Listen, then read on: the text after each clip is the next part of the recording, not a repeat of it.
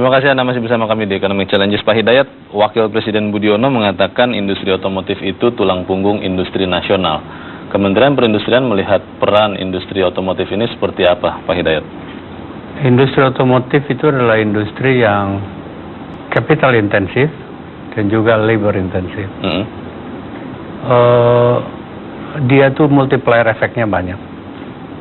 Kalau dia sekarang memproduksi secara assembling di Indonesia, maka juga industri-industri komponennya itu terdiri. Jadi sekarang industri komponen yang mendukung produksi assembling mobil itu bertebaran, ratusan, tier 1, tier 2, tier 3. Dan sebagian dari mereka kita wajibkan lokal konten. Bukan lokal konten saja, tapi juga lokal entrepreneur yang memilikinya, ditrain oleh prinsipalnya.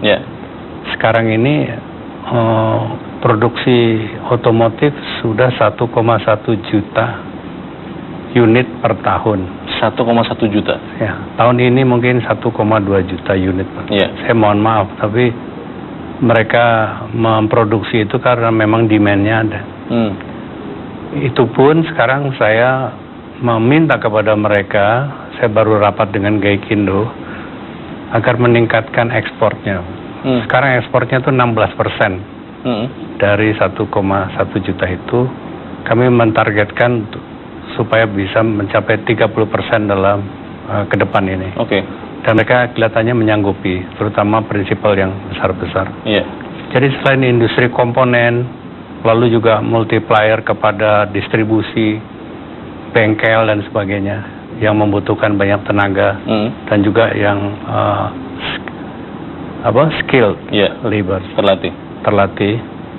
Maka dia juga kita minta juga membuat devisa dengan mengekspornya ke mancanegara. Sekarang ini lebih dari 40 negara sudah diekspor oleh mobil-mobil produksi dari Indonesia. Baik, Mas Aredi, kalau melihat apakah memang sudah tepat untuk mengandalkan tulang punggung industri nasional kepada industri otomotif seperti yang Pak Hidayat katakan tadi? Ya, memang kalau istilahnya gurauannya teman-teman di pengusaha ya, memang melihat otomotif ini pertumbuhannya paling cukup signifikan. Cuman juga konten importnya juga besar, devisa yang dipakai untuk membeli partsnya, lalu juga mengkonsum BBM yang dalam tanda petik ya, dapat subsidi juga besar. Jadi ini kalau teman-teman lihat, waduh ini industri sebenarnya ini kalau gurauannya kurang begitu banyak nilai tambah itu, tapi kan dari satu sisi yang ini. Tapi kalau kita lihat dari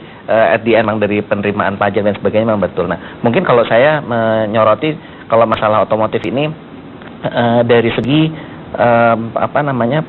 problem di supply chain-nya. Ini yang saya dapati laporan dari mereka itu kembali lagi mengenai masalah komponen daripada biaya tenaga kerjanya nih Pak I, karena mereka itu masuk layer yang kelompok otomotif. Jadi itu disamaratakan antara prinsipal yang ATPM dan yang supply chain ini disamaratakan. Nah, ini problemnya yang supply chain-nya ini kan marginnya itu kan tidak seperti yang di prinsipal. Kalau prinsipal memang ATPM dia besar. Nah, ini yang problem sekarang mereka menghadapi cost yang besar, dan apalagi juga sekarang ada kondisi dari peraturan mengenai outsourcing. Nah, ini juga menimbulkan juga banyak masalah di lapangan karena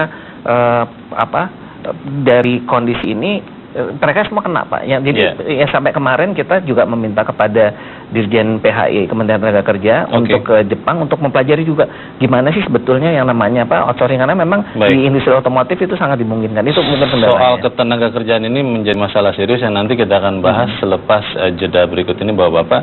Dan pemirsa tetaplah bersama kami selepas Headline News pukul 22 waktu Indonesia Barat. Economic Challenges akan segera kembali.